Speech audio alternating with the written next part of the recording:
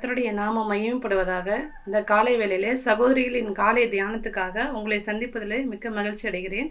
இந்த காலை தியானத்துக்காக நாம் வேதத்திலிருந்து மத்தேயு எழுதின சுவிசேஷம் 15ஆம் அதிகாரம் 21லிருந்து 28 வசனங்களை நம்ம வாசிப்போம். பின்பு இயேசு அவ்விடம் விட்டு புறப்பட்டு தீரு சீதோன் பட்டணங்களின் திசைகளுக்கு போனார். அப்பொழுது அந்த திசைகளில் குடியிருக்கிற கானானிய ஸ்திரீ ஒருத்தி அவரிடத்தில் வந்து, ஆண்டவரே, தாவீதின் குமாரனே, எனக்கு இரங்கும், என் மகள் பிசாசினால் கொடிய வேதனைப்படுகிறாள் என்று சொல்லி கூப்பிட்டாள். அவளுக்கு பிரதியுத்தரமாக அவர் ஒரு வார்த்தையும் சொல்லவில்லை. அப்பொழுது அவருடைய சீசர்கள் வந்து, இவள் நம்மை பின்தொடர்ந்து கூப்பிடுகிறாளே, இவளை அனுப்பிவிடும் என்று அவரை வேண்டிக் கொண்டார்கள். அதற்கு அவர், காணாமற் போன ஆடுகளாகிய இஸ்ரவேல் வீட்டாரிடத்திற்கு அனுப்பப்பட்டனே அன்றி மற்றபடியல்ல என்றார். அவள் வந்து, ஆண்டவரே, எனக்கு உதவி செய்யும் என்று அவரை பணிந்து கொண்டாள். அவர் அவளை நோக்கி, பிள்ளைகளின் அப்பத்தை எடுத்து நாய்க்குட்டிகளுக்கு போடுகிறது நல்லதல்ல என்றார். அதற்கு அவள், மெய்தான் ஆண்டவரே, ஆகிலும் நாய்க்குட்டிகள் தங்கள் எஜமான்களின் மேஜையிலிருந்து விழும் துணிக்கைகளை தின்னுமே என்றாள். இயேசு அவளுக்கு பிரதியுத்தரமாக, ஸ்திரீயே, உன் விசுவாசம் பெரியது, நீ விரும்புகிறபடி உனக்கு ஆக கடவுது என்றார். அந்நேரமே அவள் மகள் ஆரோக்கியமானாள். இந்த சம்பவம் நம்ம எல்லாருக்கும் தெரிஞ்ச ஒரு சம்பவம் தான். இந்த கானானிய ஸ்திரியோட விசுவாசம் எப்படிப்பட்டதும் அவள் விசுவாசத்தின் மூலம் பெற்றுக்கொண்ட நன்மைகள் என்னன்னு தான் நம்ம பார்க்க போகிறோம். இங்கு ஆண்டவராகிய இயேசு கிறிஸ்து முதல் முறையாக யூத எல்லைக்கு அப்பால் சென்று அவருடைய ஊழியத்தை இந்த தீரு சீதோன் பகுதிக்கு வருகிறத நம்ம பார்க்கிறோம். இங்கு கானானிய இந்த ஸ்திரீ ஆண்டவராகிய இயேசு கிறிஸ்துவின் வல்லமையும் அவருடைய அநேக அற்புதங்களையும் அதிசயங்களையும் கேள்விப்பட்டு, இவரிடத்துல நம்ம போகும்போது கண்டிப்பாக எனக்கு என்னோட மகளுக்கு குணமடையும் என்று அந்த விசுவாசத்தோடு வரதை நம்ம பார்க்குறோம்.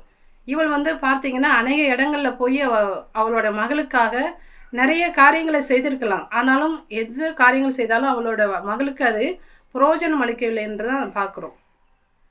அதனால் இங்கே ஆண்டவர்கிட்ட இயேசு கிறிஸ்துட்ட போனால் கண்டிப்பாக என்னோட மகளுக்கு அந்த குணமடையும் என்று முழு விசுவாசத்தோடு இங்கே வரதை நம்ம பார்க்குறோம்.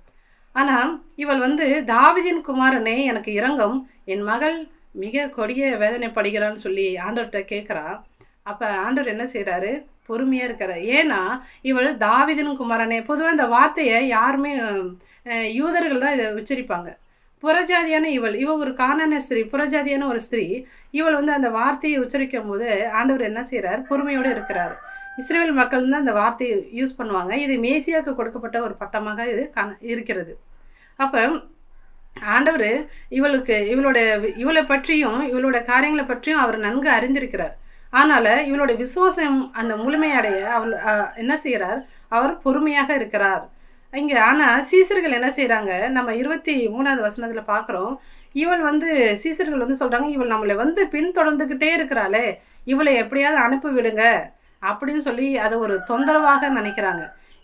இவள் சீசர்கள் வந்து இவள் மீதோ இல்லை இவளுடைய மகள் மீதோ என்ன செய்யலை, கொஞ்சம் கூட அக்கறை காட்டவே இல்லை. ஆனால் ஆண்டவர் என்ன செய்கிறாரு? இவளை பற்றி நன்கு அறிந்து அவளுடைய தேவைகளை அறிந்திருக்கிறார். ஆனாலும் அவர் பொறுமையாக இருப்பதற்கு காரணம் ஆண்டவர் என்ன செய்கிறாரு? பொறுமையாக இருக்கிறாரு. ஏன்னா இவளுடைய விசுவாசத்தை இன்னும் ஊக்குவிப்பதற்காக ஆண்டவர் என்ன செய்கிறாரு? பொறுமையாக இருக்கிறத நம்ம பார்க்குறோம். அப்போ மறுபடியும் என்ன செய்கிறா? அவள் விடாமல் கேட்குறா. ஏன்னா பின்தொடர்ந்துக்கிட்டே கேட்டுகிட்டே இருக்கிறா. அவள் வந்து ஒரு டைம் கேட்டுட்டு அப்படியே அவள் வந்து என்ன செய்யலை, நிற்கல. அவள் என்ன செய்கிறா? பின்தொடர்ந்துக்கிட்டே வரா. இப்போ வந்து என்ன சொல்கிறா? ஆண்டவரே, எனக்கு என்ன செய்யுங்க, உதவி செய்யுங்க அப்படிங்கிறா. இந்த இடத்துல தாவீதின் குமாரன் எந்த ஒரு பட்டத்தையும் அவள் சொல்லவே இல்லை. உதவி தேவைப்படுகிற ஒரு பாவியாக அவரோட சமூகத்தில் வந்து நிற்கிறத நம்ம பார்க்குறோம். அந்த இடத்துல ஆண்டவர் என்ன சொல்கிறாரு? பிள்ளைகளின் அப்பத்தை எடுத்து நாய்க்குட்டிகளுக்கு போடுகிறது நல்லதல்ல. இந்த வார்த்தையை கேட்கும்போது கொஞ்சம் கஷ்டமானதாக இருக்கும். ஆனாலும் அவள் என்ன செய்கிறா? அவள் என்ன உணர்றா? நாம் வந்து, ஆண்டவரே, நீங்கள் சொல்கிறது சரிதான், மெய்தான் ஆண்டவரே, ஆனாலும் அந்த மேஜையில் இருக்கிற அந்த கீழே உள்ள துணிக்கைகளை எடுத்துக்கிறதுக்கு எனக்கு உதவி செய்யுங்க. பொதுவாக யூதர்களோட வீட்டில் எல்லார் வீட்லேயும் பார்த்திங்கன்னா நாய் வளர்க்குறது ஒரு வழக்கமாக வச்சுருப்பாங்க.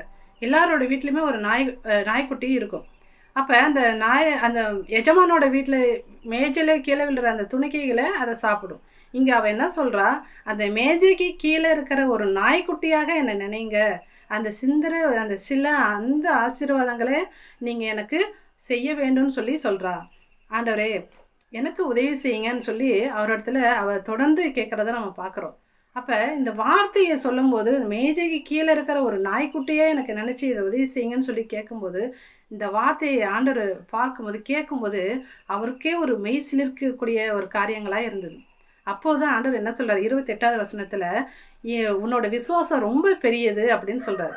உன்னோட விசுவாசம் ரொம்ப பெரியது. இந்த மத்தேயு சுவிசேஷத்தில் நம்ம பார்க்கும்போது பெரிய விசுவாசம் படைத்த 2 பேருமே புறஜாதிகள். ஒன்று இந்த கானானிய ஸ்திரீ, இன்னொன்று நூற்றுக்கு அதிபதி. நம்ம பார்க்குறோம். பாருங்க, 2 தருணத்திலையுமே ஆண்டவராக இயேசு கிறிஸ்து தூரத்திலேருந்தே சுகமளிக்கிறார். அவங்களுடைய அந்த அவன் மகள் என்ன செய்கிறா, குணமடைகிறத நம்ம பார்க்குறோம். இன்றைக்கி நம்மளுடைய வாழ்க்கையிலே நம்ம ஆண்டவரை விட்டு நம்ம தூரமாக இருந்தவர்கள் தான். நம்ம அவருடைய சமூகத்தில் கிட்ட சேராதவர்களாய் நம்ம இருந்தோம்.